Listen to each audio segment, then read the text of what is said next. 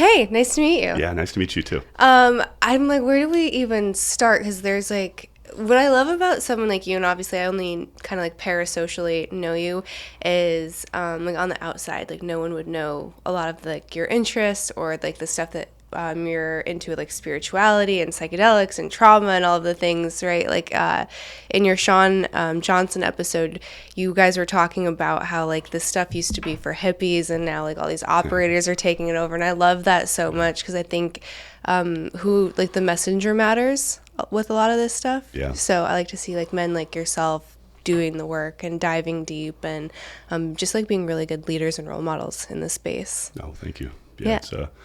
It's a privilege for sure.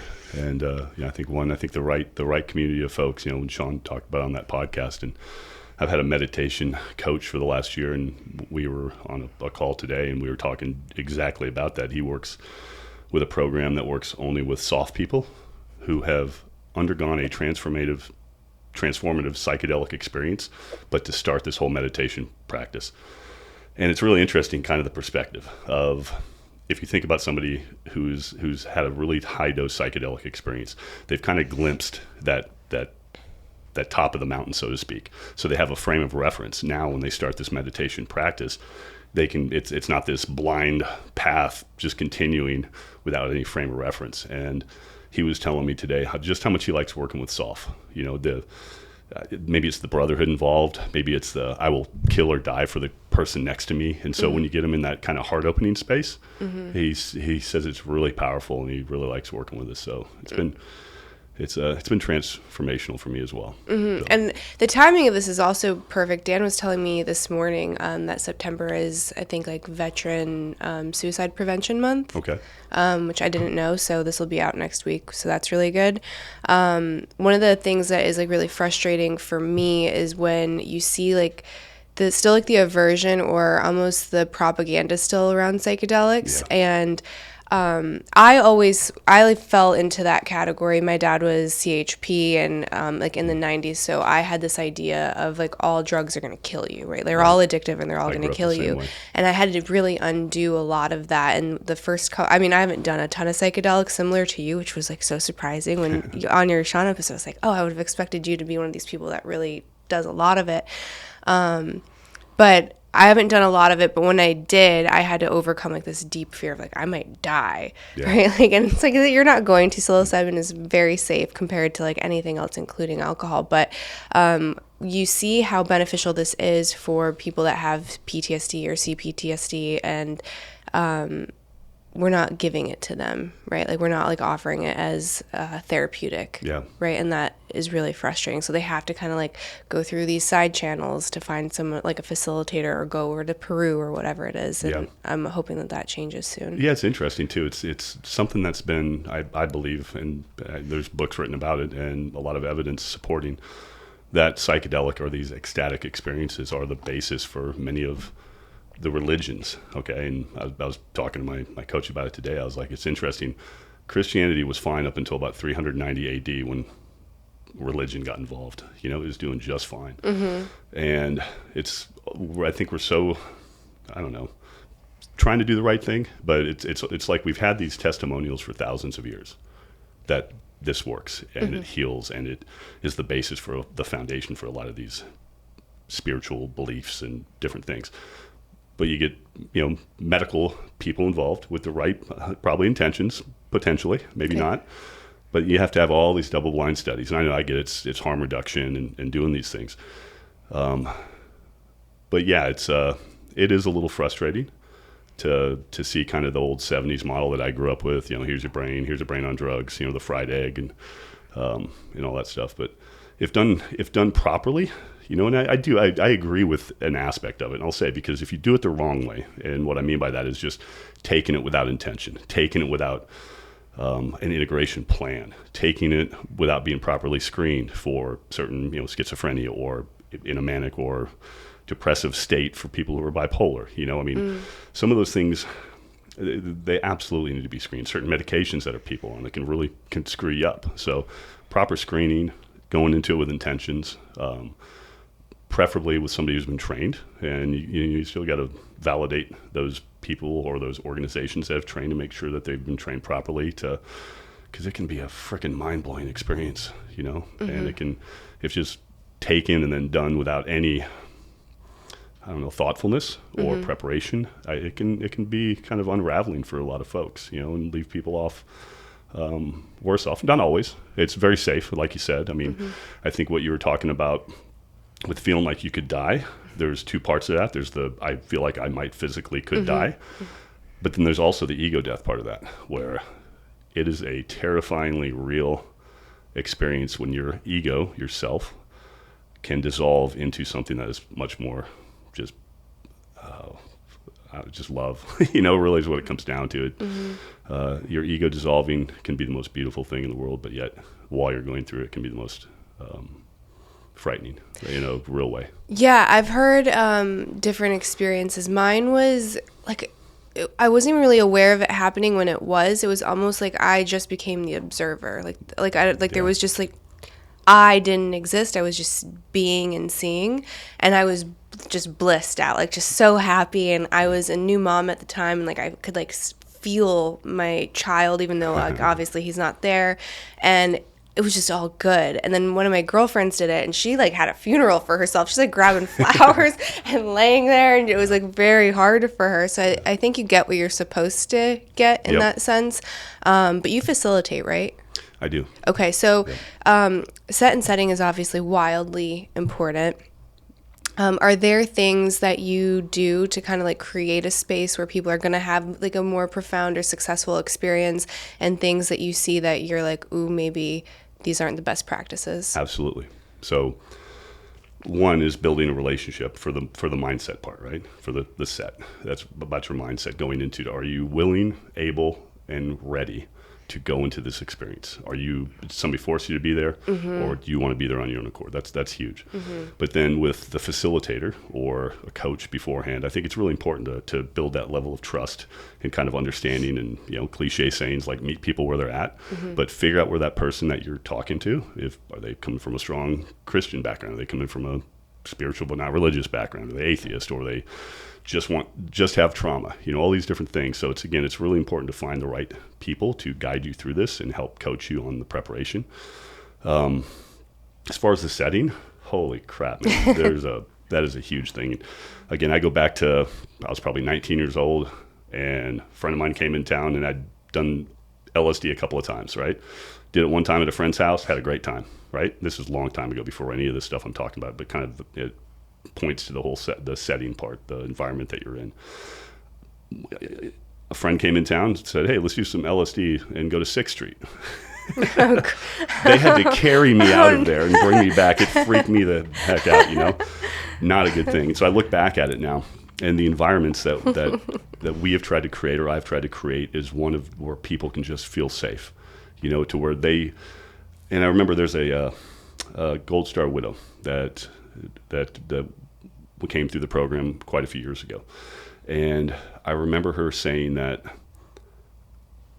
a group of Navy SEALs with a bunch of hippie facilitators in this badass wedding venue, 40 plus acres, she just felt so safe to be vulnerable and to just go through everything that she needed to go through. And it allowed her just to express herself. And that's just one example, but it's a common thing. It's, if you can be around somebody that you feel really safe with. One of the other caveats that we've learned is when people have never done it, or like spouses or significant others.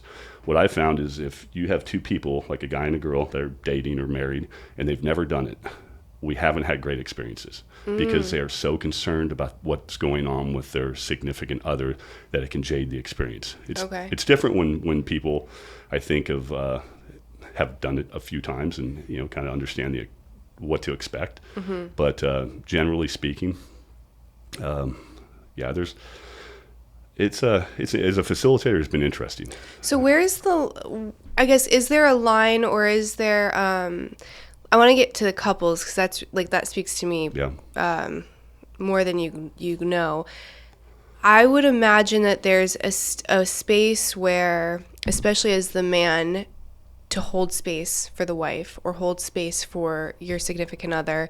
And like there's like a beauty and a duty and like a masculinity to that, but I also understand the importance of like doing your own stuff, like working on yourself and not like constantly living for the other person, right? So it's a duality between sovereignty myself, taking care of myself, but also my role as the masculine is to hold space for you. So how do you do that dance in a psychedelic space? Like would you maybe do like one session where it's like you're focusing on one person, or like how would you navigate that? Well, I'll use so psilocybin traditionally done in circle settings, 5 to 10 people, a lot of times by themselves as well, though, with somebody else sitting with me. I'll use this example, and this is one specific example, and I've had it happen a couple of times, but what happens a lot of times with 5-MeO-DMT, the God molecule, is people can have these very profound God experiences, and there's a lot of similarities, or there can be, when people reach that mystical experience, specifically with 5-MeO-DMT. Well, we had a married couple, and the role of the facilitator is just to facilitate. Mm-hmm. We're not the one providing the experience. We are not the experience. And so that has to go into it. People need to they need to understand that, right? And so with us, it was always like, hey, man, people are meeting God, and you're the one handing them the pen. There can an unhealthy relationship can develop with the person that, okay, the experience is over now. Now, who's that person that handed you the pen? And I saw that when I first started doing this, and it was like, wait, hold on a second. So don't mistake this, okay? And so we had a couple that the husband really wanted to be there with his wife during the 5-MeO experience, and it was me, and I had a lady sitting with me and a couple other ladies around me for, kind of create good energy. Mm-hmm. And I had to pull him off and talk to him a few times. I said, listen, it's not about you. It's not about any of this. It's about her being able to have this experience. And when she comes out of this, you don't know what you're going to get, okay? Mm-hmm. You don't know how she is going to react, and it may not set well with you. And what I was trying to tell him is she's going to be looking at me with like I looked at the lady who served me the medicine, like, this lady is a fucking angel, right? She is an angel. This is the one who connected me to God, turned me from an atheist. Even though later on she reminded me, like, no, I know how to hand you the medicine and provide a good, safe environment. So I went against my best judgment, and we allowed him to sit there. And she had a God experience, and he was sitting next to her, and the way she was just looking at me was like I was looking at the lady who handed me the medicine, and it really unsettled him. The amount of love that she felt and just connected, and it's not to allow her to have it. I don't look at him. It's really important after these, like specifically with 5-MeO, you don't make eye contact with them. You just look off into the distance and try to let them look out, and you try to stay behind them so that it's not the people around him. But she did have her husband next to her, and we had to kind of talk him down after that, because he was kind of, it was hard. Mm-hmm. So I've only had about 4 of those experiences to where we finally just said, hey, let's be really thoughtful in how we do this. Mm-hmm. And I don't run retreats anymore. It's more for friends and family and things like that. And I probably do one every month or 2. Okay. But I still run them through all the preparation and the integration afterwards. Mm-hmm. Talk to them about what's worked for me and try to figure out what can work for them. Mm-hmm. Yeah, it's one of those things that's becoming wildly popular, and like everything else, there's going to be like some healing that happens, and there's also going to be some manipulation that happens with this. And I have just seen, like, so many times, it's interesting that you say not to make eye contact, because I've never done DMT or 5-MeO or anything like that. I'm definitely interested in doing it. I just haven't, like... It's a big step. Yeah, I still have like a little bit of unsettled feeling, so I want to wait till I'm a little bit more calm and make that decision. But with like psilocybin or MDMA and things like that, I've seen that where the facilitator becomes looked at like this guru, or like they know all of the answers, and it's like they're tapping into the same thing that you are. And it's not to say you can't learn things from everyone, because I think you can, but you don't want to get into the habit of putting this person on a pedestal, right? And then now that person you confide in for every small decision of your life, and you've lost the plot, like you've lost all of yourself. And to kind of tie it into religion, Dan was making a joke. He's like, do you want to start going to church? And I was like, why do you want to go to church? And he's like, why don't you want to go? And I was like, I fundamentally disagree with everything that it represents. Like, just the fact that you have to go to church is saying that I have to go somewhere else to get to God, and like denying that that's already within yourself. So like that basic principle I can't align myself with. And he just started like smirking. And I think it's the same thing when you get stuck in the like on the treadmill of psychedelics. It's like I have to outsource, or I have to get something else to outsource my relationship to God instead of like finding it within myself. So people that are doing psychedelics, you know, every other week or even like quarterly, I think is probably too much. And I'm obviously not a professional or a facilitator, but to me that seems like in a way that you're kind of like running from something, you know, and you're disguising its feeling. You're opening this door and you're going, but you're not stepping through it ever. You know, you're getting these insights and you're like shutting them down. So basically you're creating just a really cool, wild story, as opposed to something that you can bring and integrate into your daily life based on those insights. You know, you got to walk that walk.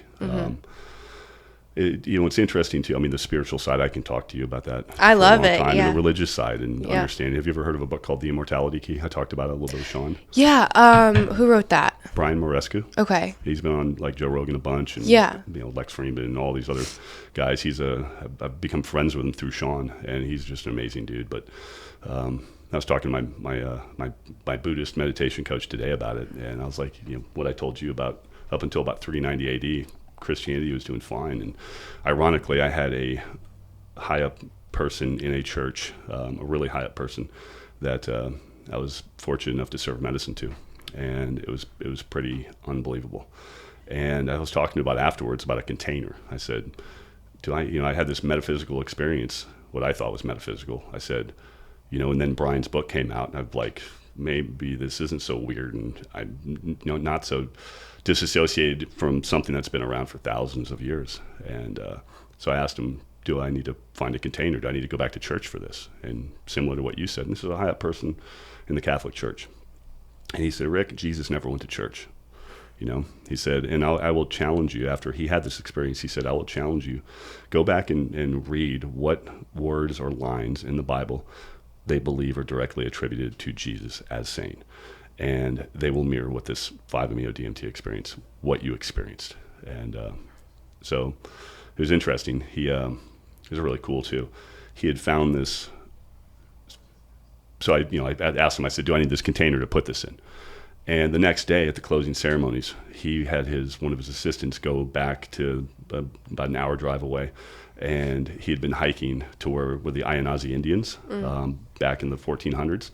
He found this pot in the side of a mountain, had an archaeological team come excavate it out, and he presented me with this pot from the 1400s to symbolically represent a new container if I needed one. You know, that is so cool. Anyways, but yeah, I got off track, but no, it's fine. Yeah, so I think when you're facilitating, I know you don't like really do it anymore, but how many, I guess, like sessions have you had to do with like, you know, other operators or people that are trying to work on like trauma or PTSD, or like when do you kind of like suggest that they just focus on the integration and that they don't have to keep coming back to the medicine? So how often do they have to do it? I mean, you can get on like a hedonic calendar, you know, where it's every so often. So like for me, every 2 years, I feel like that's a good little kickstart for me. Okay, is to get back into it.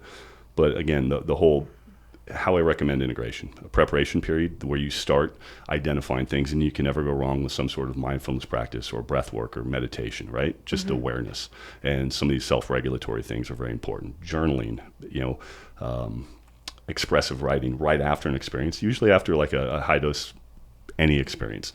It's good to give yourself a day or two just quiet. Right? It's very important.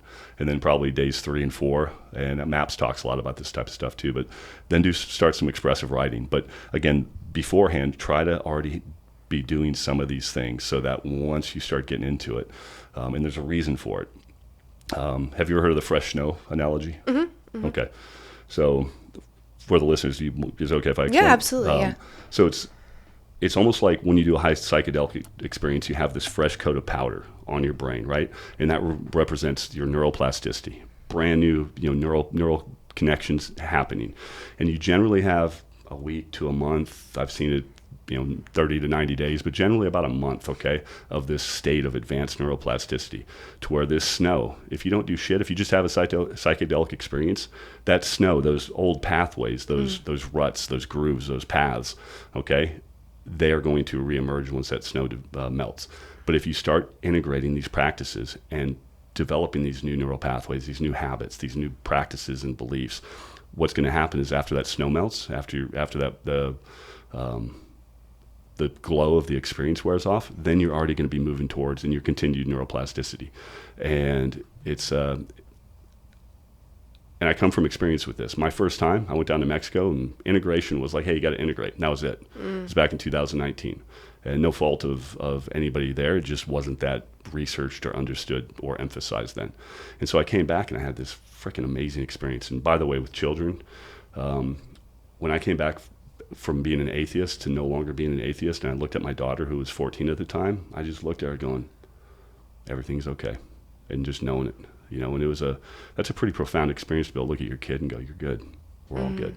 We're going to be good at the end, and hopefully in between, But no, the practices, it's huge to start them. And whether it's mindfulness, meditation, breath work, expressive writing, contemplative practices like music, where you're learning something, whether it's fitness, I mean, it could be just, but here's the real part that I think I'd really like to emphasize with this. All of that shit can seem daunting. All of it can seem like, oh my God, I got to change my entire life for this shit. Where you don't have to, okay? It can be a small thing. It can be, and here's the beautiful thing about psychedelics, that advanced neuroplasticity, it provides capacity to where beforehand, where some of these things with people with trauma, the thought of going and sitting inside their head for 10 minutes and meditating, it's too hard. But psychedelics provide that capacity that, like, I can fucking do anything now, right? But it's still important to start slow. Right? The way I started, and the way it's recommended a lot of times, is, I don't know, if you want to get Deanne Adamson, who's owns a coaching company called Being True to You. It's amazing. They support a lot of the psychedelic retreats.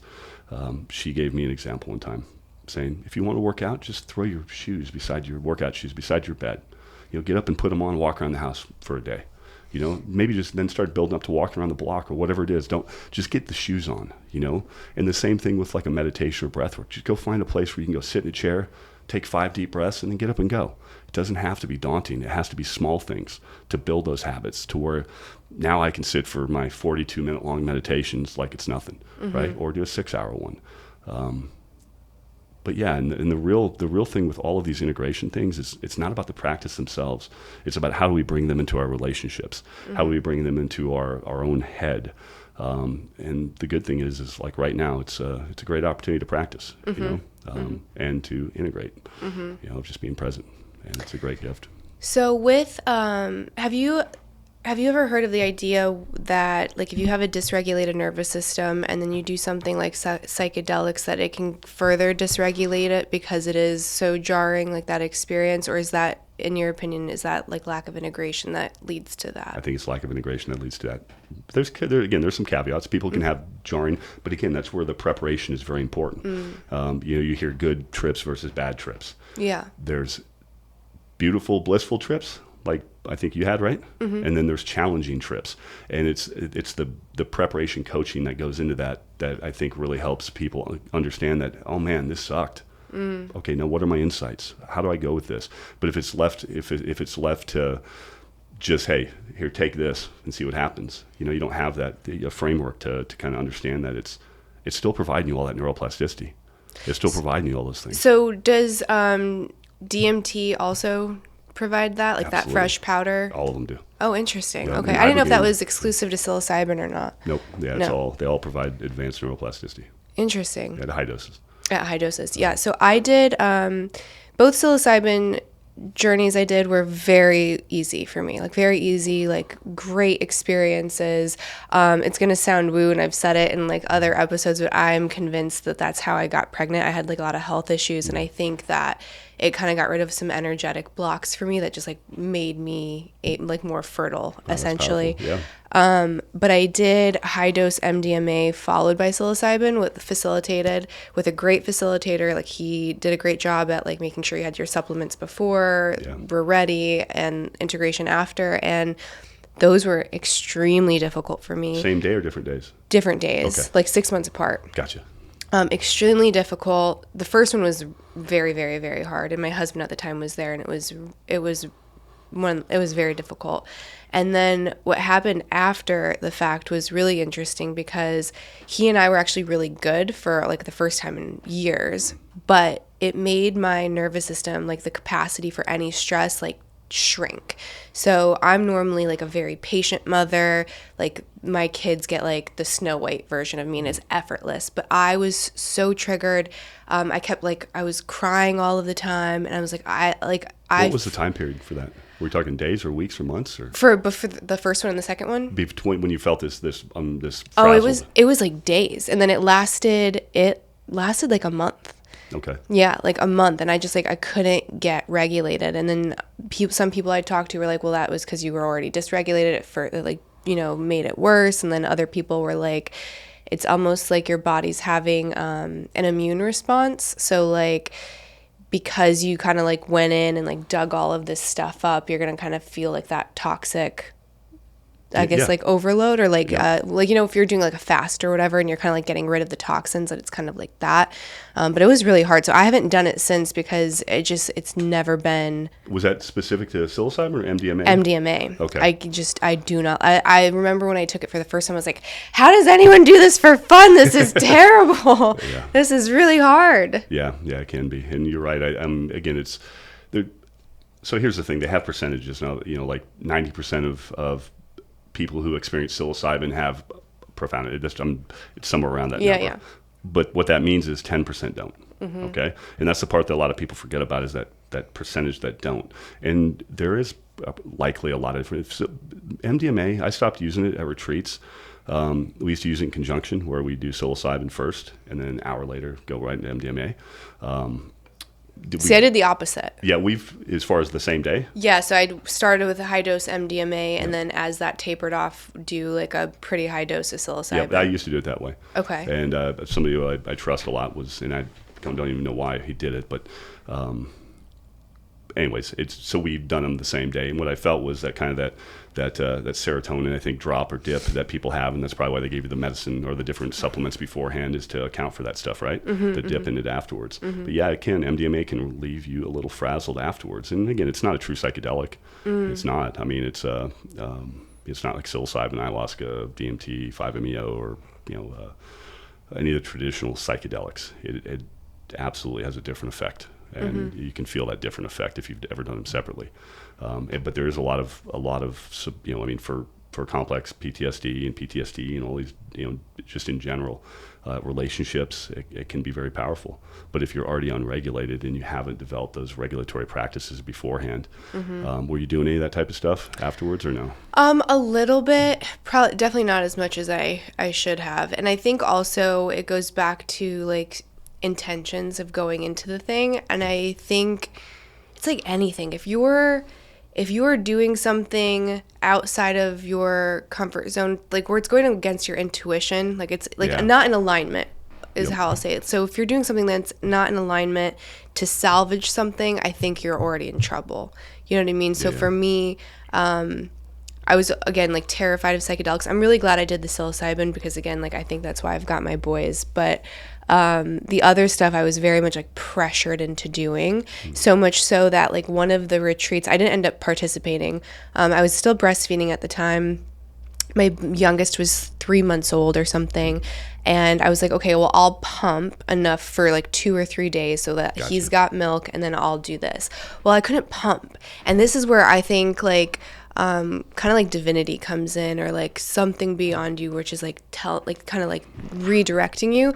And I'm like, I have always been like I've had a big generous supply. Milk has never been an issue for me, and I couldn't pump. Like I couldn't get anything out, and I was like, this is so strange. Well, I can't do it. Like I can't do it because I'm not going to do it and then feed my baby. Like that's obviously crazy. The facilitator told me that was my fear, making excuses to not do the ceremony. And then my husband at the time was like, I agree, and you should just do it anyways. And he's like, it's not going to go into the milk. Your baby's fine. I was like, there is no data to prove that. Roll the dice on that one. Yeah, and it was just like a lot of guilt and pressure. So I'm glad I didn't do it in that space, because it would have been really bad. But I ended up doing it with a different facilitator months, and it still wasn't good. So it's like almost that inner knowing was already there for me. That was like, this drug is not for you. Yeah. You know. Yeah. Yeah. Yeah, I haven't used MDMA other than initially, just because I did see a lot of that afterwards, and you can still see it with the other, like psilocybin and different stuff. And we used to follow people, like have integration afterwards coaching, but then also follow up. Community is a big thing, so we'd have like group chats and different stuff, and inevitably somebody in the group or a couple people in the group after a few months, and I'm a Nazi about talking about integration. But it's hard for people when they come out of these experiences, and maybe you felt the same way I did my first time. It's like, oh my God, I feel so freaking amazing. I'll always feel like this, right? But in these group chats, somebody would say, hey man, some of these old things are starting to resurface. Go back to that fresh coated snow thing. And all I had to say is, hey, how's the integration going? And they're like, shit. Yeah, not so good. It's the simple things. It's you got to walk that path. It's the spiritual aspect is awesome, and always trying to live in heaven while you're here on earth. I think we need to figure out that balance, that this is the gift. This is a gift of life that we have, and that if we can put a little bit of that effort, small effort, that can become, I mean, for me, it's not a huge thing, but it's a freaking huge thing, meaning that I started small, but now these things are just a daily part of my life. And again, you go back to the what was it, like the God complex, or the different things that people can have when people look at them these certain ways. I don't know where I was going with this, but there was a point with the whole integration thing, is that, oh, well, that's what it was. Is like, no, if people look at me like I'm the one hand in the medicine, I'm like, no, I'm as fucked up as the rest, I promise. I have my moments, I do. And it's been a challenge dating too, because some of the people that have dated, like in the last year, they maybe see a podcast or hear the way I talk about things or whatever, and they look at me as a certain, like, oh, you're this monk, and I'm like, I am not a fucking monk, I promise. And I am a human being, and I'm fallible, and I demonstrate it all day, I promise. You can ask my daughter, that we have a pretty good relationship though. So, but it's not like you're going to be walking on clouds and all these things. I mean, but your life can sure of hell be a lot better. And I know you've probably heard me talking about thoughts, and a lot of it just comes to awareness of those thoughts and how we talk to ourselves. So, yeah, I wanted to definitely get into that. There's this idea between like guilt and shame. So like guilt is I did something bad, and shame is I am bad, right? And you can do something, whether it's like you fuck up making coffee in the morning, or you like burn everything, or you disappoint your person, like whatever it is. Like you make a mistake, and like you can see your, like how you feel, or like the first thing that you think about yourself, and it's like, I'm worthless, or of course I fuck, like you're like, I'm so mean to myself. And I've gotten a lot better, but it's still like a habit, and I have to like pause and then redirect my thoughts, because there's this there's this Japanese saying, and I have it framed, and it's like thoughts become things, right? So you have to get those audited and in check. And I don't know if you have a practice, or absolutely, you have what do you do to be nicer to yourself? 2 steps. First step is awareness. Okay, and awareness is done through a meditation, a mindfulness, a breath work, a sport, whatever. But really, I'll just say meditation or mindfulness. The ability to, you've probably heard me say this, while I'm having a conversation with you, is just to pay attention to what you're saying and just listen, right? And that's a meditation in and of itself. Okay, when I catch myself thinking about other shit, or I want to tell this other story, I just bring it back. And when I first started meditating, again, it's like going to the gym. You can't just do one hard workout and go, yeah, I'm good forever. Consistency, just a little bit of consistency to be able to gain some of that awareness. And while you're sitting there, while you're meditating, even if it's 5 minutes, if you can just sit there and go, okay, I'm just going to do nothing more than just focus on the breath. What does it feel like? But next thing you know, I'm like, oh shit, I got to make coffee, and then before I used to get pissed at myself. God damn it, I suck at this. And then after a while, it's just like, no, that's the practice. Just make it more and more frequent. Just back to what you're doing. And so the more you can do that, and then if I can do these things out of the practice, when I get out of the meditation chair and I walk around through life, I have little reminders walking through a doorway. I'm like, okay, be present. If I catch myself thinking or doing, thinking's not inherently bad, but it can be if you're trying to build a relationship or do something with the utmost intent, or listen to an employee, or listen to somebody you're in business or whatever it is, but really relationships. And we have the opportunity to talk to people all day. And so I look at that as a really good opportunity to kind of train yourself. But it starts with awareness. Mm-hmm. And the next key is just kind of coming from the heart, is like, fucking be kind to yourself and be kind to other people. You don't know what their life's like at all. It's not like you just walk around blissfully if somebody does you wrong and you can't defend yourself if they're in your circle, so to speak. But generally speaking, if you can walk away from things or just not react, but it starts with that awareness, Mm-hmm. And it was about a 4-month period for me where I don't know why. I mean, I was doing gratitude journaling, but for the first few years after my psychedelic experience, and meditating and doing all these things. But it wasn't until I heard about non-judgmental thinking, to where really my life changed in a different way. And I felt like I had this Jedi mind trick that had been going on for thousands of years. That I'm doing it. It's happening, to where I would catch myself talking shit about myself. Right? Mm-hmm. I'd be shaming myself or about other people, what are you wearing, or what's that, or just these things. I'm like, holy shit, man, I talk a lot of shit in my head, and I'm pretty cynical. Mm-hmm. And it's once I caught those things, and then I said, you know what, it's not doing me any good at all. I know it. All the evidence is there, all of it's there that says this is horrible for you, mm-hmm. right? And so it was like a good friend of mine, Jim. He had this analogy, and I've taken it.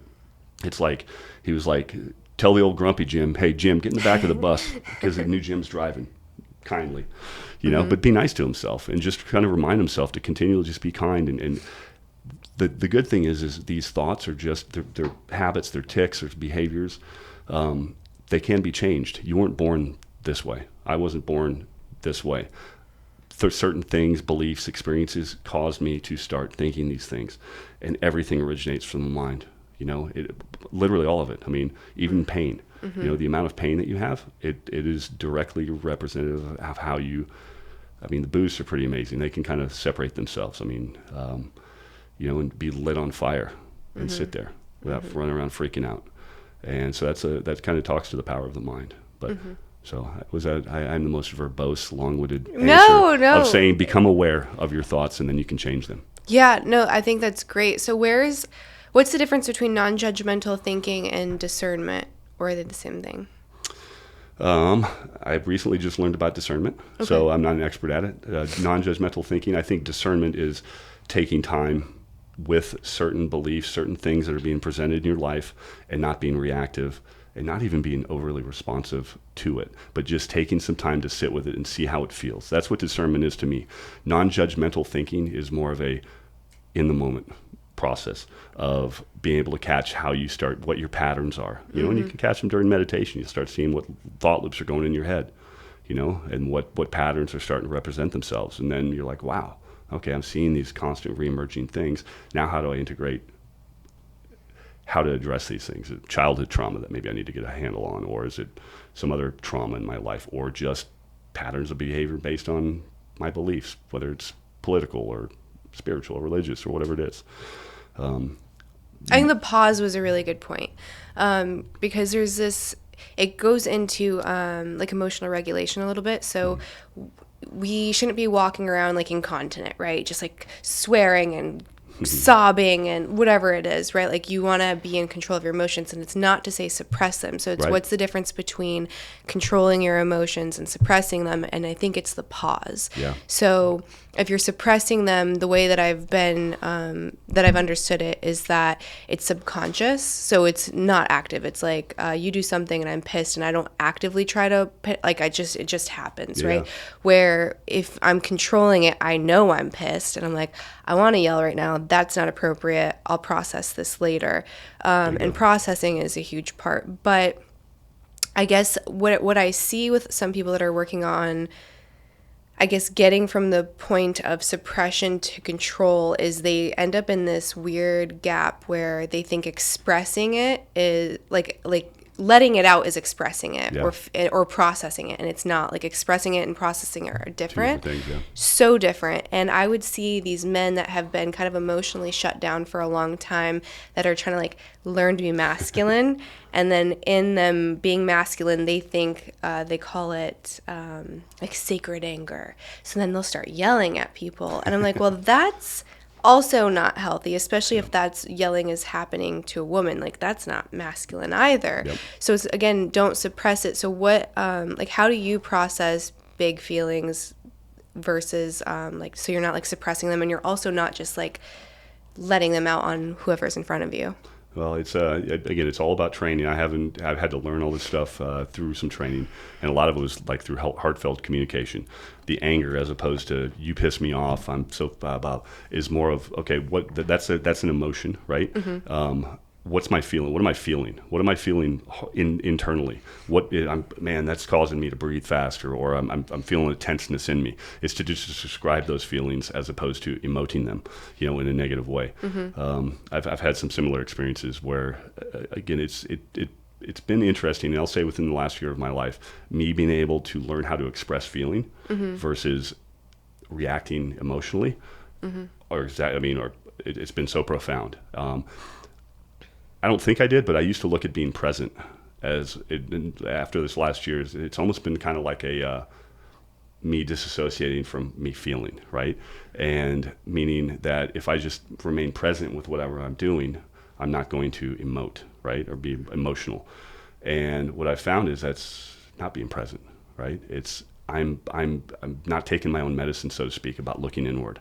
If I'm feeling something, I just want to sit and be present with that and feel what that really feels like, and describe those feelings as opposed to labeling them. I think describing versus labeling has been the healthiest thing for me. Mm-hmm. And you can still be manly and describe your feelings and see how you're feeling. Yeah, you said something in a DM, and I wrote it down because I liked the way you phrased it so much. An emotionally fluent man. So what does it mean to be a safe and emotionally fluent man? And I loved that so much. So first, what does that mean to you? It's what I described. Yeah. You don't have to be an angry man. You don't have to be aggressive. You need to be able to be aggressive to protect and do all mm-hmm. these things. Don't get me wrong. I've got a career of being aggressive, and but it's having the discernment mm-hmm. to know when to choose, when to be aggressive, and it's never against a lady and if you can walk away from a dude in a fight, you don't have to fucking bow up to a dude and be, unless you just need to prove yourself. And unfortunately, I've had a lifetime of proving myself to where I don't need to prove myself anymore with anger, right? Mm-hmm. I think control, the ability to control your emotions and not let them control you, I think is of strength, and a way more of a strength, and probably to a significant other is a way better strength that they're like, holy shit, you can actually control that. And if they know it's coming from a place of not of cowardice or whatever, but it's an emotional strength, I think that's I don't know. I think it's kind of hits to that masculine point. So tapping into like being heart-centered or being able to connect with that, you also have a daughter. Mm-hmm. What do you say to men that say like being vulnerable is just weak, or that you have to constantly be stoic and not, like you have to be like this man's man, and like you're not allowed to experience the full spectrum of emotions? Yeah, I'll say choose your environments and who you provide that safe space to. I don't think being vulnerable just willy-nilly or to everybody around. I don't think everyone deserves that mm-hmm. necessarily, and some people might weaponize that. So again, it's being vulnerable. Vulnerability is a strength. It is 100% a strength. The ability to have that strength to say, hey, I don't understand this, I don't know this, or I'm feeling this way, to the right people, maybe someone you're close with, or my daughter. I tell you what, she knows. I have never had to be performative. I'm me to my daughter, and she knows it, and she appreciates it. If I don't know an answer, like with discernment, I told you, I was like, I just learned what that was recently. So this is how I understand it. So I'm no expert. But with my daughter, I'm not going to pretend to be something I'm not, and she respects that, and it allows her to be vulnerable to the right people. And it's just all about modeling behavior. I don't have all the answers. I'm still learning, just like I'm going to be learning until the day I die, just like everybody else. And it ain't perfect, and it ain't always pretty. So I think that's vulnerability, is to be able to express that in front of a lot of people on a podcast. So, like I just said, use it wisely. So. I agree with that. I think when you said like not everyone deserves that was a really good point. It's just like not everyone is going to use it the right way, and it sucks when you do give that to someone and it's turned against you. Yeah. And I think that you see that a lot within like romantic relationships, unfortunately. Yeah. And then that is what turns these guys off. So they'll be like, I tried it once, she used it against me, or she saw it as a sign of weakness and she left. And then they just like harden their hearts. And then forever it's, they look at women differently, they look at relationships differently, and they just completely close that off. And to me, that's so sad and devastating, because you're missing out on so much of life's joy by doing that. And instead of saying that this was something that I did wrong or something that's wrong with me, just say like maybe something was wrong with that dynamic, right? Because if she felt so unsafe by you being vulnerable, then like that's a her thing, right? Like I want a man that makes me feel safe. Like that is absolutely something I want in a relationship. However, I also need to walk around feeling safe within my body. So it's like two things can be true at the same time. You're really hitting a nerve in a good way. Right go there. On. No. I mean, it's just in a relationship, I had something similar to where there's some vulnerability expressed and just not at the right spot, connection wise, as far as understanding that. And I felt like it was weaponized against me a little bit, and it was fine. I walked away from it, not with judgment, not with hatred, still friends, everything's good, just not at this right dynamic at the right time. So how does something like that happen, where you don't harden your heart, where you're still open to love and relationship? Non-judgmental thinking and meeting God through 5-MeO-DMT, just having that literally that frame of reference that I believe, and through experience and testimony, that love is at the core of it all. You know, and if I can keep reminding myself of that, and I know it sounds woo and hippie, and it's not how I walk around like, floating and stuff, but again, if I can just look at somebody from a place of empathy, right, of really sitting in there, trying to understand somebody from where they're sitting, then in non-judgment, right, and I practice. It's fucking practice. It's not theory. It's not concept that you can just pick up and do. It's a real life practice you have to do, just like going to the gym. You can't just think about it. Which non-judgmental thinking, you are, but it's kind of through practice, if you know what I mean. But it takes that awareness, and I guess the awareness is the practice.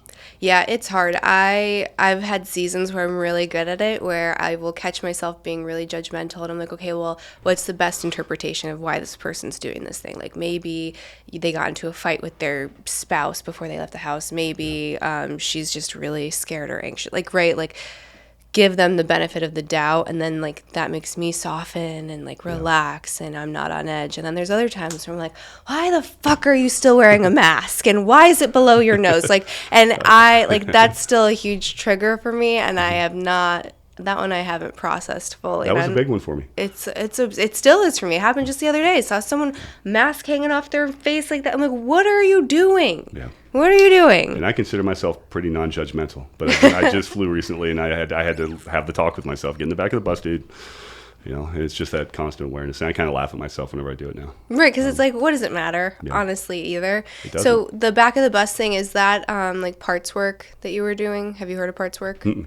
No, so it's like the new trendy thing in psychology, and it's this idea that you have these different protectors, or like almost like firefighters in your psyche that are there for a reason. Like they're there because like maybe you needed someone to stand up for you as a kid, so like that created this hard shell, or like whatever, right? Like there's a different version of a past you that is in your psyche that's there to protect you. So if you're triggered easily, if you're sad easily, if you're defensive, if you're distant, whatever that is, there's a reason for it. So you talk to that, you try to find the origin. Like, when was the first time I felt really anxious, right? And I that anxiety showed up in me isolating. So find that maybe 5-year-old version of you, talk to them, say, thank you so much for what you did. It's gotten me this far. However, I've got it from here. So I'm going to have you go in the back seat, and I'm going to drive. Yeah.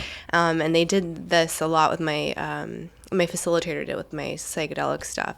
And it's hard for me, because part of me is like, this is so stupid, can't we just do it? But I'm like, I have to respect the process, because I think there is something to ritual or process, whether or not you fully believe it. It just like kind of helps make Yeah. the thing more real. So I participate and entertain it, and I think it can be useful, but I'm not like fully bought in on it. So I was curious if you no, were it's in it. again, it's ebbs and flows. You might believe in it hard sometimes and may fall out of that. So again, it's just a continual practice.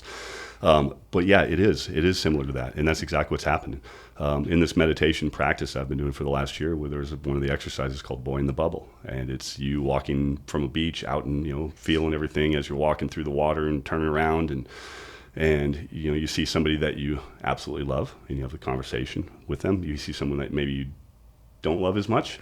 And then the last thing is you see yourself as a young boy or a young child, and you have that exact conversation. You've done the best you could. You've served me well. And you did nothing wrong, and all these conversations to have those different things with the psyche. It's more of an old Buddhist thing. So, but it's interesting how, God, what's it called? Cognitive behavioral therapy. I didn't know what that was a year ago. And I'm like, it's just the shit I've been doing. It's just now put into a formalized practice, and from a psychology standpoint versus a Buddhist or Christian or, spiritual type thing. Again, I have to remind myself because I've been doing this for a while. And when I was running these retreats, I had to always meet people where they were at. And a lot of it was through a lot of trauma. Some people are a little more spiritual. They want to talk about the woo-woo stuff. But I talk about when people showed up or when we started doing integration coaching with the coaches, when they would do it with the participants, is like big thing is meet them where they're at. Are they coming from a place of trauma? What language are they going to connect with? If you start talking about energy levels and different things to somebody who just, has symptoms of complex PTSD or whatever it is, then that may not resonate with them. Women generally are a little more spiritual, accepting and open, I've seen.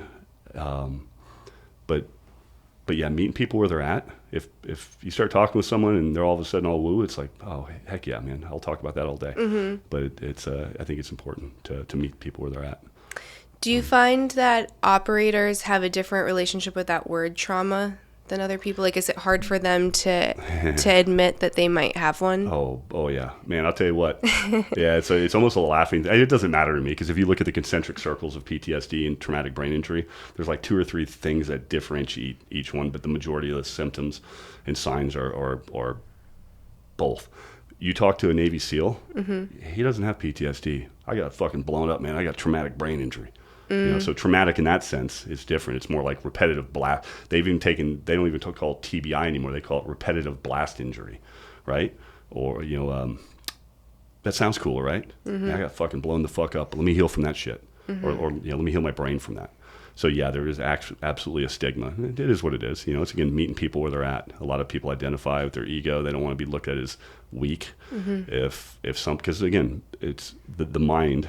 If people think they're not mentally tough, even though their brain's been blown up or they've had experiences and witnessed things that can cause fragmentations in their thought processes, it doesn't matter. At the end of the day, I mean, most of the people that do this work for a while, it is what it is.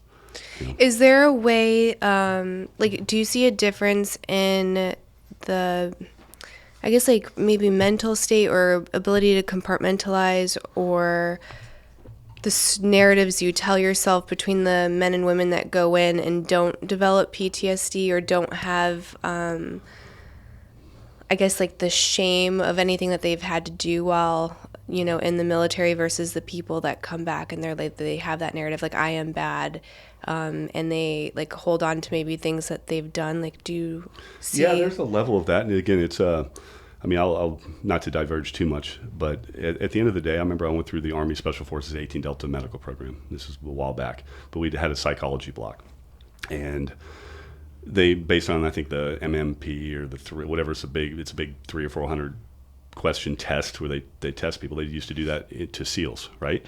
And I know they did it throughout the other special operations units. And what they found out is that 89% of all special operations personnel are borderline antisocial or psychotic, okay? Psychopaths.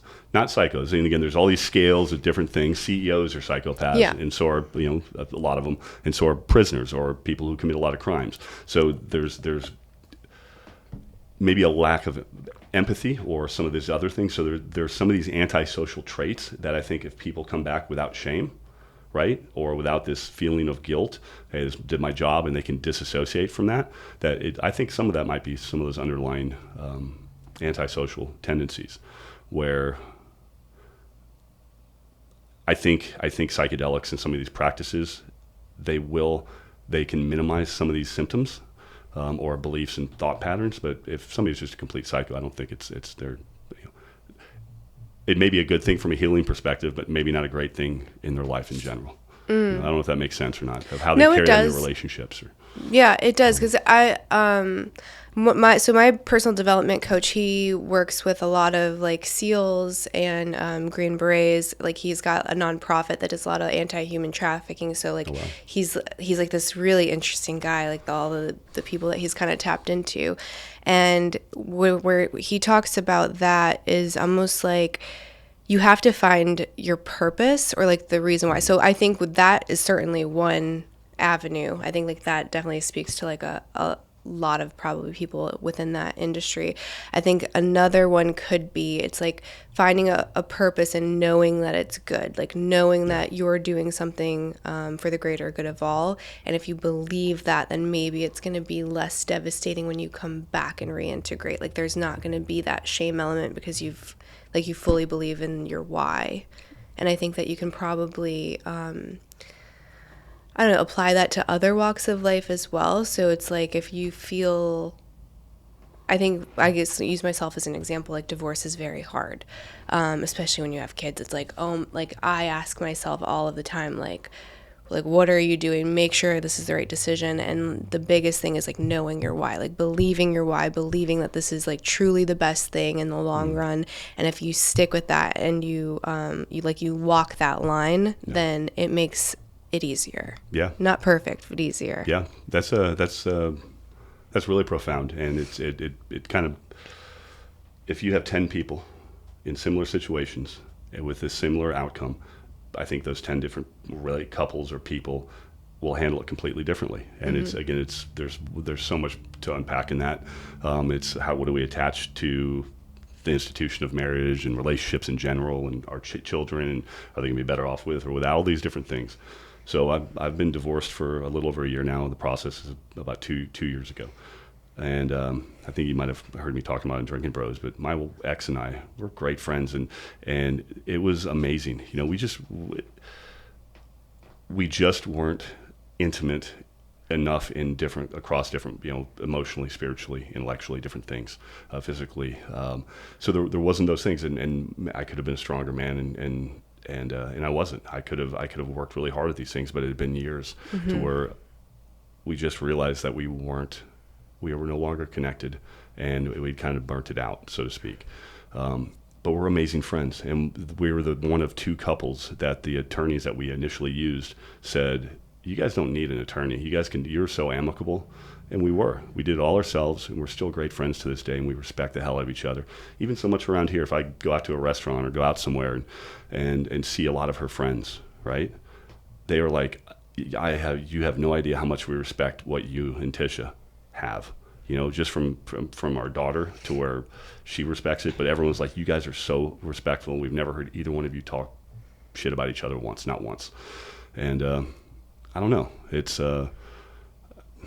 I know it's a lot of the practice that I've been doing, and as well with her, but it does take practice, and I don't know. I think it's incredible, and I've seen it. I have friends that have divorced, and they have now adult children, and their lives are so entwined. Like, their businesses are together and all of that. And their best friend, like, they still just like walk into each other's houses. They're best friends with like the new person in each other's lives. Like, there's no jealousy, no animosity. No, I mean, that's a huge step. And I think that, like, you kind of have to be built for it in a way. And I always thought that was going to be my experience. It has not been. It has been like the more traditional one, unfortunately. I'm sorry. There's this idea that you can be so high-minded that you're no earthly good, right? Yeah. That's exactly what I was trying to say earlier. And like, you're the opposite of that. Like, you obviously are high-minded. Like, you think like these very deep thoughts, and you're spiritual and introspective, and like all of those things that you hope like a good person, let alone a good man, is doing. But you're also like of earthly good, obviously, like you're past and you're grounded, and you talk about your daughter, and like you're taking these things and then applying them, right, to like this human experience, which is kind of the whole point. Like, otherwise, why are we here? If you get 100%. Stuck in the clouds, you're missing the whole point. You wouldn't be here, you know? How, like, if you see someone who's maybe like on that path and like they are stuck in the ethereal, right, and like they're not taking that and applying it, like, is there a way to ground that? Because what I see with especially a lot of psychedelic use is like the super ego develop, right? And like almost like when you start hearing people talk about like non-duality, well, there is duality. There's hot and there's cold, and there's bliss and there's pain, and like we live in a dimension of duality. So sure, if you want to scale out and say maybe that doesn't exist somewhere else, I would believe that all day, but right now is what matters, and it exists here. So I don't know, is there a way to like kind of like pull some of these people back in, or let them have their experience? Yes Potentially. But to your point of non-duality, non-duality is that point of, again, that experience of ego loss and total disillusion. But it's also those moments between thoughts. And that's why I practice this awareness, that being present, is those moments between me thinking about things. To me, that's non-duality in its practical application. So the more you can practice, the more you can have a non-dual experience without being controlled by this narrative that's just circling in your head. If you can not control it, but be aware that it's just a thing going on, but I can still pay attention to you or whatever I'm doing. To me, that's a practical form of non-duality. As far as when people, and I have a friend who recently, even though I told him a lot of times, you can lead a horse to water, so to speak.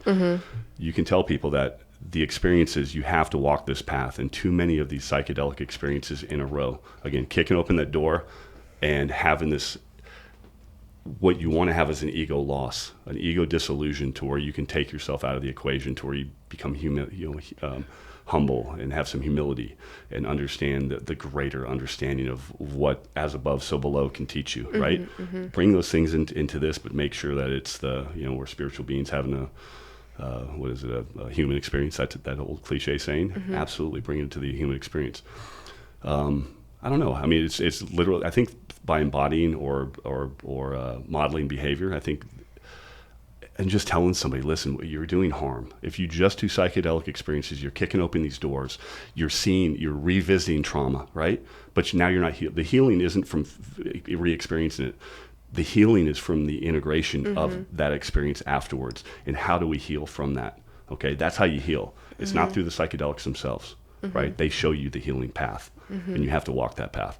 So when you continually, it's like having a bunch of tabs open on your computer. You keep opening it, boom, a tab. Open a new tab, open a new tab, every psychedelic experience. And if you don't start with some of these things, and again, it's awareness and non-judgmental thinking, probably the two biggest ones, but allowing yourself to creatively express afterwards. What does this mean to me? How did this experience I had, what can I write down about it, or voice text or whatever, voice record? Just start blabbing, right? And being expressive for a couple of days can help you, and maybe a year later you can take a look at those things, and some of them might make a lot more sense. But if you don't start with the integration of doing some of these things that can extend this whole neuroplasticity, because I'm trying to weave in a little bit of the spiritual to some of the scientific. But again, you can lead a horse to water, and some people they just feel so good, or they don't listen, or maybe they don't respect your point of view, or don't, they think they know better than the conventional and group think wisdom that comes with these things, because it can absolutely frazzle people. And I've seen it. I've seen people that do 5-MeO for days on end, right? And even in ceremonial settings, probably, I think, maybe a little irresponsible. Shit starts morphing. It can morph. You can start losing yourself psychologically, I think so, and too. not understand what's real or what's not real anymore. That's an extreme side of it, right? And then there's also I think there's an intelligence to the medicine or the sacrament. There is, too. And after a while, it's gonna be like, hey, go ahead and I'm gonna start showing you some sinister shit. I'm going to start showing you nothing. And that's a common thing, is it'll start getting darker and darker and darker. I think it's it's like, okay, I'm showing you your trauma, which psychedelics have a great way of allowing you to, through the suppression of the default mode network of your ego, it can kind of suppress them, but you're still re-experiencing these things. And if you never integrate the healing part of it, right? You're just constantly building this. Now these traumas become more and more, and you haven't like you said, you haven't processed them. You got to process this shit, and the psychedelics don't help you process it. It shows you how to process it, but you have to do the processing. Does that make sense at all? No, it definitely does. Okay. I think that, and when you talk about the intelligence of it, I think there's definitely something to that, because I mean, I've never done ayahuasca, but I've heard that like the moment you make that decision, that it kind of starts working, that like you'll start seeing things in your life. And what's interesting with that, I learned that it was never available to regular people. It was only the shamans that were allowed to drink for a really long time. Oh, wow.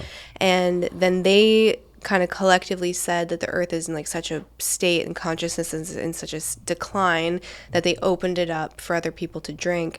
And I'm like, I wonder if that was a mistake. I'm not so sure when you see people that are, you know, kind of like ayahuasca tourists about it. But I do think, like anything else, like the difference between a toxic and a tonic is the dosage, you know? Yeah, no, that's good. And think about like the 60s and the whole, you know, why it became such taboo. Think about how information, you had the nightly news. You know, you had newspapers, and then you just have these reports of people probably having these bad experiences. Now at least we have the ability. We could easily fall back in that 60s. We're like, get rid of this shit. It's freaking people out. But we have the education enough to kind of rein some of that stuff in that you're talking about, as far as like the opening ayahuasca.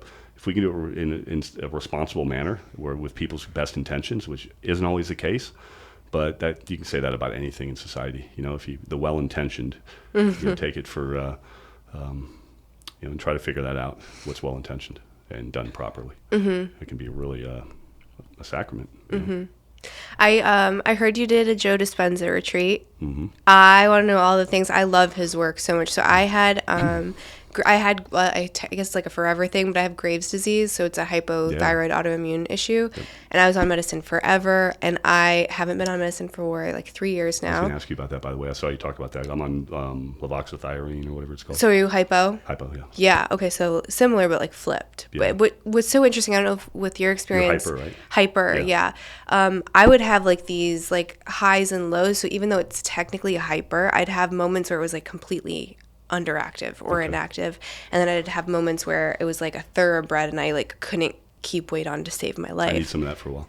Yeah, no, you say that, it sounds good. It sounds good in the beginning, but then you get like a resting heart rate of 200, which is not an exaggeration. Sounds you're unhealthy. Like, this is I'm gonna die.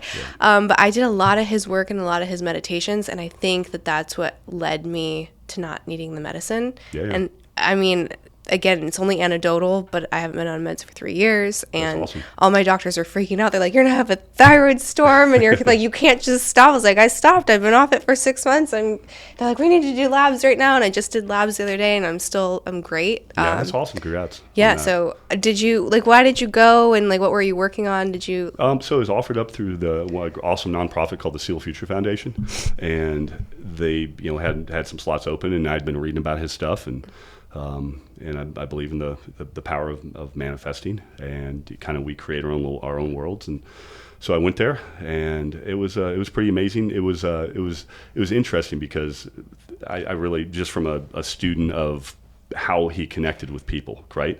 He was able to be woo-woo as hell, but he was also able to come at things from like neuro-linguistic programming, to where the scientific, in the same conversation, he would talk to people in a woo-woo part, and then you'd explain it scientifically. So he was really trying to connect with the different people in the audience.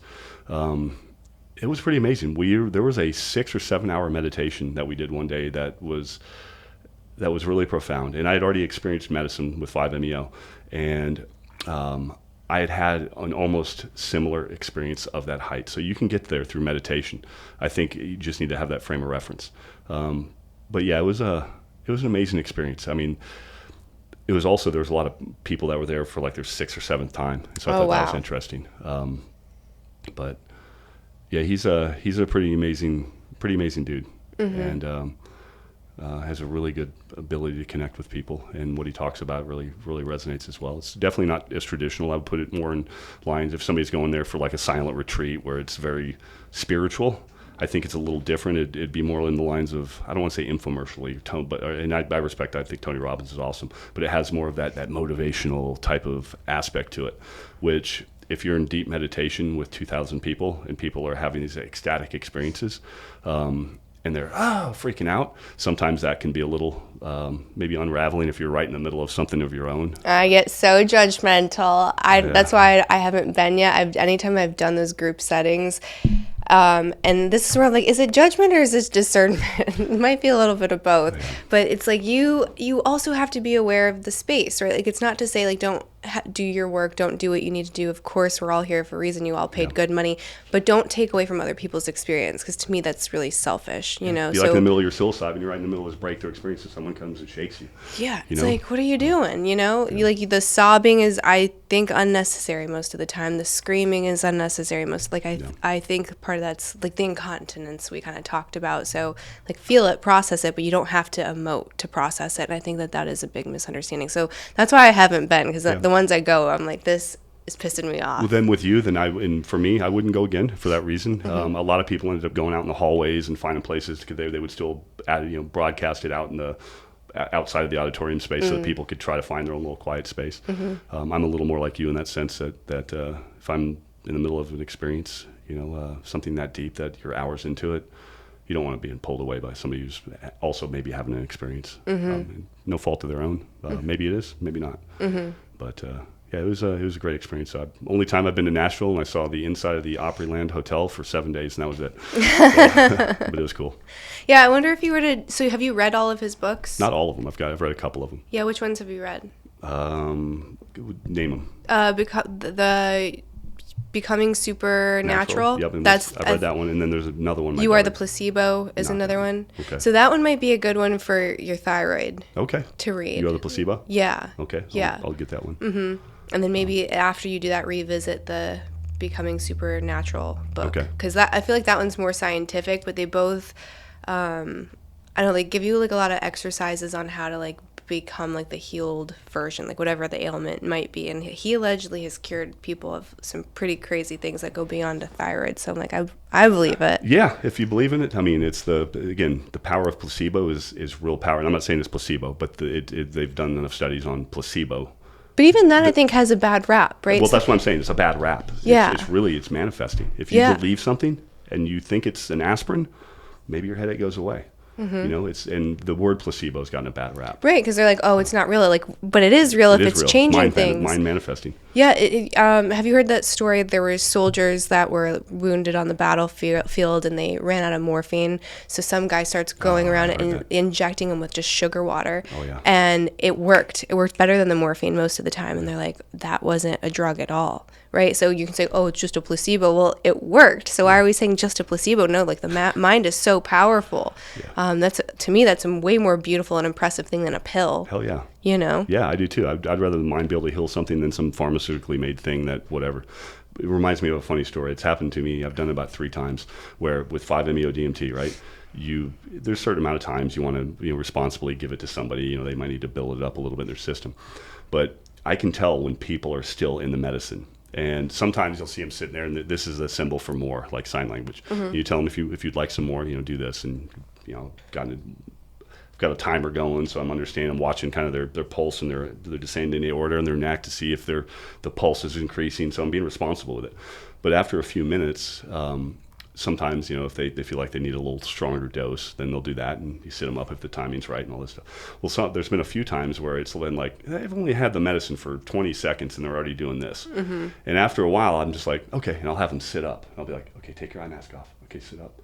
And I'll take a fake pen, not even a pen. I'll just put my hand up there. I'll say, okay, take it, breathe in. But I'll go through the whole process with them, and they will literally boom and blast off after this. I know it's not a pure placebo, but they will think that they've just gotten the medicine, and they will blast themselves off without having any more medicine. I've done that a few times, and it's so it's almost like a little chuckle with the people you're around. So. Is there anything that you were mentioning monitoring like a heart rate and stuff like it? I know with what is it? Ibogaine. That can be really dangerous. So you want to make sure you're not right. Is there anything like that with 5-MeO or not really? If you can, the way I was taught through some responsible practitioners is, from a medical standpoint, if somebody can walk up 2 flights of stairs without getting overly winded.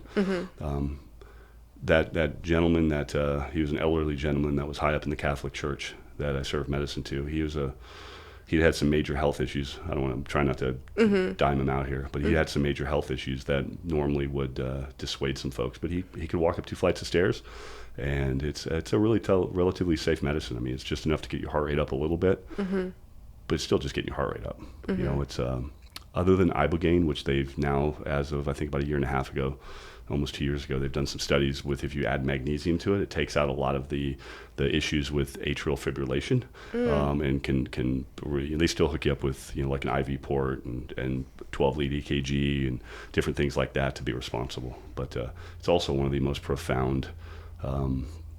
It's not the most quintessential or, you know, fun psychedelic experience, and it is a getting your ass kicked potentially. I mean, mine was beautiful, but it's also getting your ass kicked for a long period of time with a long recovery period. Why did you do it? Are you open? Yeah, for sure. Yeah, no, for me, I mean, I was at the end of my career. I mean, again, PTSD, a lot of traumatic brain injury, a lot of loss of friends. I mean, I think I'm up to about 7 close friends committed suicide, and about 24 like groomsmen. You know, a couple of my groomsmen, people that I lived with, roommates, you know, dying in combat training or by killing themselves. Compound that with stuff I had seen even before I was a SEAL, you know, recovering dead bodies and kids from an airline accident for 2 weeks out there in Guam in August, and then working in the morgue and putting their bodies together, and then working as a medic and seeing a lot of death and a lot of combat death. All those things just without me using anything to really help regulate myself. You know, I wasn't meditating or doing any of these things. It's what got me to become a SEAL, right? Because I did a lot of these things before my 3rd attempt at SEAL training. I was doing all these things, right? And I didn't realize it. I was really doing it as well as I could have. I was doing it awesome. And that's what got me through SEAL training. But towards the end of my career, I was pretty suicidal. I was angry. I was a shell of a man. I felt like crap. My body hurt so bad. I'd had 10 orthopedic surgeries, and I had to stretch and do stuff all day to deal with it. And was doing everything I could, you know, brain stimulation, and I just started meditating and was trying to figure it out. And I did a psychedelic experience with a brain treatment guy who's telling me that psychedelics really help and the psilocybin really helped. But then I heard about VETS, Veterans Exploring Treatment Solutions, with Marcus Namber Capone, and got on a phone call with Marcus, and he talked to me for about 45 minutes and just talked about his own experience with ibogaine and then why they use 5-MeO-DMT with it. And he got me and another really close friend of mine, Jim, down to Mexico probably within a month. And that it was just a life-saving experience. I was suicidal, and I came back from that, like I was telling you. Now I'm not only good, I'm looking at my daughter going, hey, you're good too. But I didn't integrate. I didn't know what it meant. So I think that's the big caveat is psychedelics and integration have to go hand in hand. You know, a well-intentioned psychedelic experience and integration afterwards, they have to go hand in hand. Otherwise, the integration might feel too daunting, or otherwise the psychedelic experience is just a wild story. You know? Yeah, because when I hear ibogaine, I always think like addiction. Like I didn't know that. Great at that. Yeah. Oh, I was so addicted to.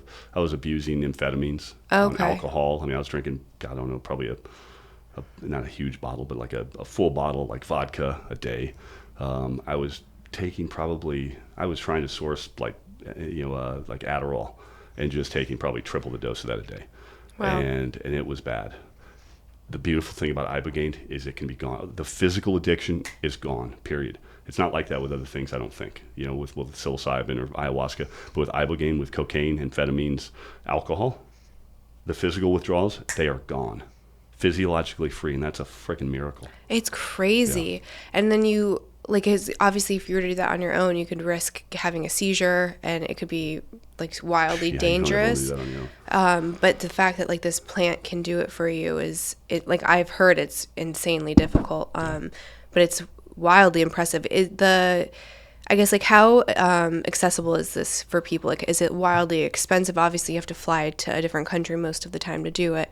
But, like, is the therapy itself really expensive? It doesn't have to be. I mean, you can find, like, again, all from the heart and well-intentioned people. There are some places that maybe just based on the resources and the medical expenses and their cost of overhead and all these things, they can be up to $6,000-$8,000. But that is not just the cost of the medicine. That can be the preparation, the coaching, the integration, all the other stuff, the lifelong access to a group community, you know, integration circle, so to speak. So again, I'm not one to understand where they come up with their thoughts. As far as like just doing the medicine, you can probably find places down in Mexico, and I know of a lady, it'd be like $800. Oh, and, wow. So you can find the stuff that is way more affordable. You just may not get all the infrastructure that you normally would. And maybe just like find someone else it's maybe more affordable if that 8,000 isn't possible for you. Exactly, because it's even some of the. I think if you find somebody here in the States that'll just give you something like an ibogaine capsule, I think they're irresponsible, right? Even the people where we would source our medicine from, which is third party laboratory tested, they're like, nope, nobody's getting ibogaine unless they have a legitimate treatment facility and all the infrastructure to be able to support that medicine. Interesting. So, and it's interesting because iboga, where ibogaine is derived from, is from an area of the Congo, which, if you read any anthropological books, it's where the start of the human race is supposedly has started. Oh, wow. Right? And so iboga there, and having it as this ancestral experience, I get goosebumps on my legs and arms talking about that, because it's pretty interesting from that perspective. Mm-hmm. Yeah, that facilitator I told you about earlier, the one that I felt was really irresponsible, he also does that with like there's no medical practitioners there. You're not hooked up to anything. He doesn't even tell you necessarily what you're taking. So it's like, take this, I know what you need kind of a thing. And then I heard that a couple people just got ibogaine and then just were left to go walk the property. Yeah. And I'm like, that doesn't seem like a good idea. Yeah. And it goes back to having intention before you go into something. So if you don't know what you're taking, how do you have the intention properly before? Yeah, maybe he was well-intentioned but irresponsible. I don't know. Yeah. I mean, again, it's these things have to be held with reverence. Mm-hmm. They can be the most grateful thing, best thing on the planet, and for most people, it probably will be. Mm-hmm. But you don't want to take a chance with somebody though in their life. Mm-hmm. So did you start doing all of this while you were still married or after? It was while I was still married. While you were still married? Yep. How do you feel like this affected you as like a man, husband, father? I think I became, from what we were talking about, some of the masculinity aspect, not without fault though. But as far as like communication and opening, and I've still been trying to find my way. So it's not like I all of a sudden walked out and I'm like, ew. And I have my own thing. I never had a father. My mom was divorced twice and had an abusive stepdad, and so I never really had any good role models in my life. And I'm not trying to make excuses for it. I've had to learn this stuff a lot on my own, and without being performative. All I can do is be true to me and what it means to be a good person, and I haven't always been. And so I don't know, just trying to continually grow from it. And the good thing is I can now I think I'm a good role model of my daughter, and that's really what's important to me right now, is to show her what she deserves from a male in her life.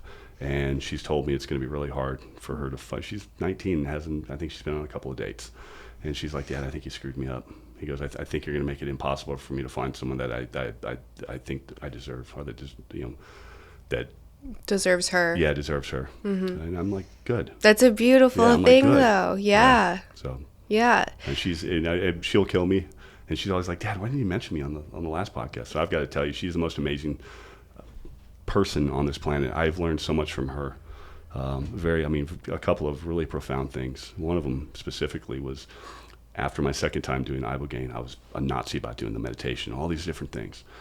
And I remember we were at the living room at the house where I live at. And she's like, I don't know if she asked me a question. I said, Gabrielle, I'm doing these things for you and your mom, all of these things. And she said, well, then it's never going to work, Dad, ever. You have to want to do it for you. And just coming from a 14-year-old kid, it's pretty profound. And she's an amazing person. And, she's my best friend. So, yeah. I find that, like, parenting is, for me, like, that's, like, the deepest spiritual practice is parenting. Yeah. In every single way. Like, they're little mirrors of you. And for me, I don't know what your experience is like, but it's the hardest moments parenting, or when their behavior is really hard for me to navigate. I'm like, oh, that's all about me. right? It's not this little person that's doing anything wrong. It's like something inside of me that I have to work on. Or it was like a time where when I was like a similar age that wasn't allowed, like that feeling wasn't allowed, that expression wasn't allowed, whatever. Yeah. So I try to shut it down, and then I was like, oh, that's not even like, I'm not even consciously driving this vehicle right now. I'm like letting my mom and dad parent this kid, and that's not fair. So for me, like, you can think you're wildly spiritual, have a kid, right? Oh, yeah. Have a kid. Yeah, I mean, again, I talk to people at the retreats. I'm like, all this is working great. You're right now about a bunch of hippies. You just did a bunch of psychedelics. We're all meditating, doing breath work. Jump on that plane, deal with whatever masks. Now go home and deal with your kids, deal with real life, deal with stuff at work.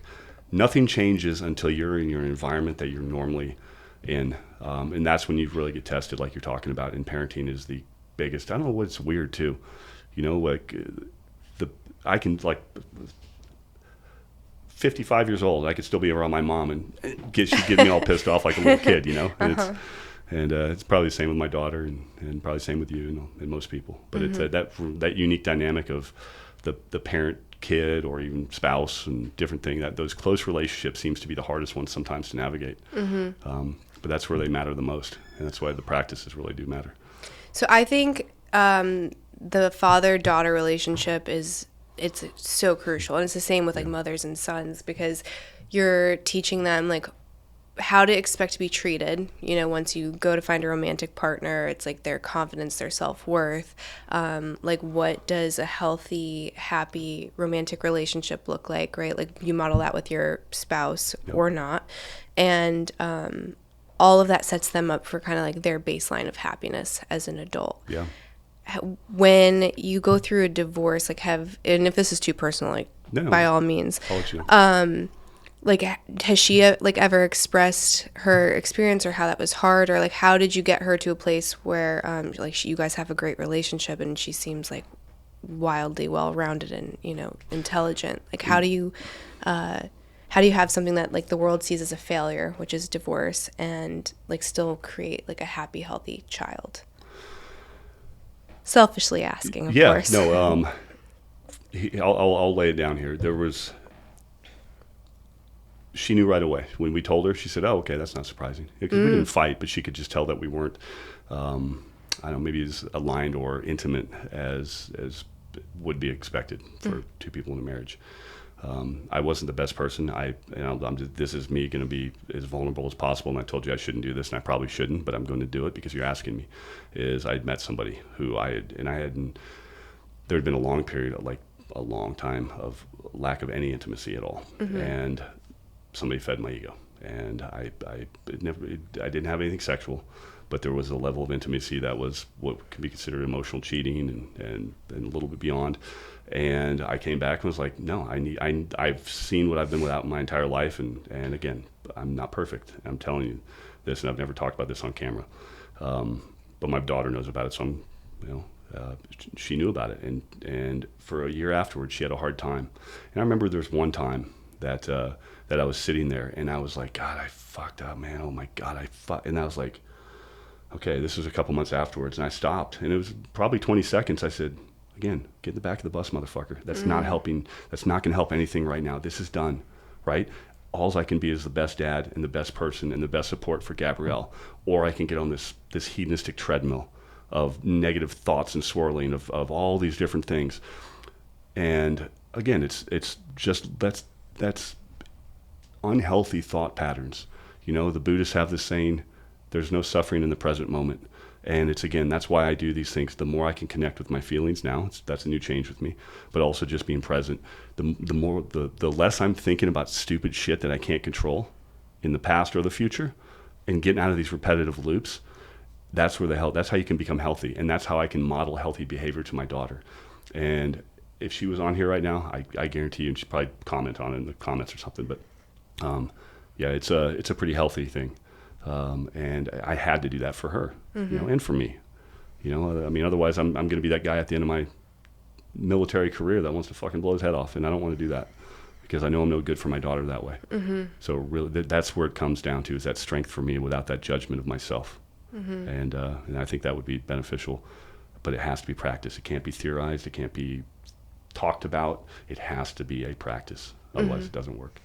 Yeah, I think the non-judgmental part, like that hits home for me. I think there's this neuroscientist at Harvard, I believe, and she talks about like thought and how much energy we kind of waste on right or wrong, and like living in that limbo. And she's like, instead of focusing on making the right decision, make the decision right.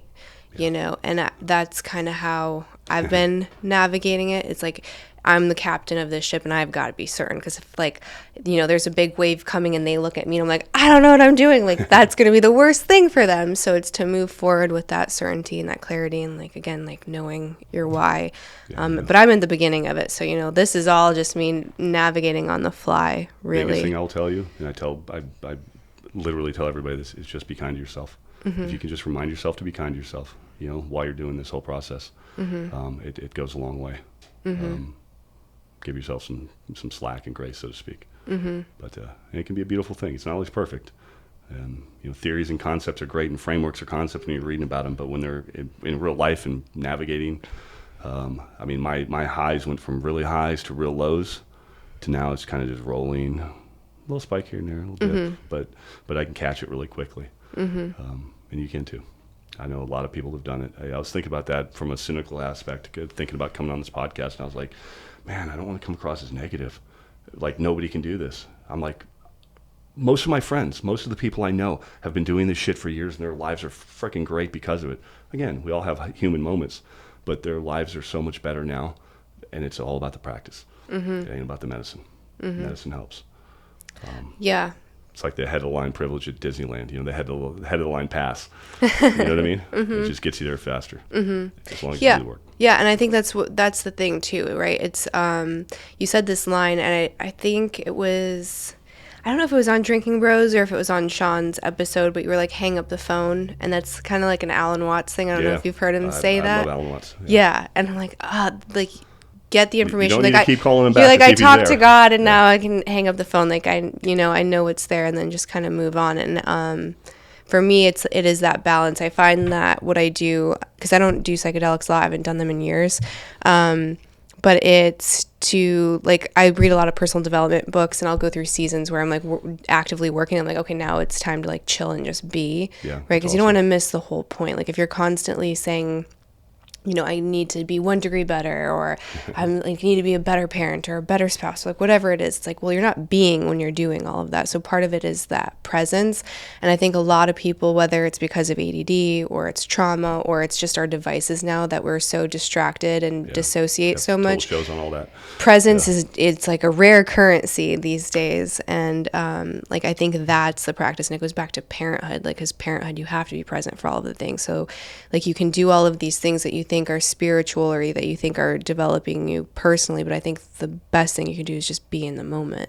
It's the greatest gift ever, period. I mean, just being present for yourself, for everyone around you, for relationships, for, like I was saying, it doesn't matter. I mean, just for yourself, but for everyone around you.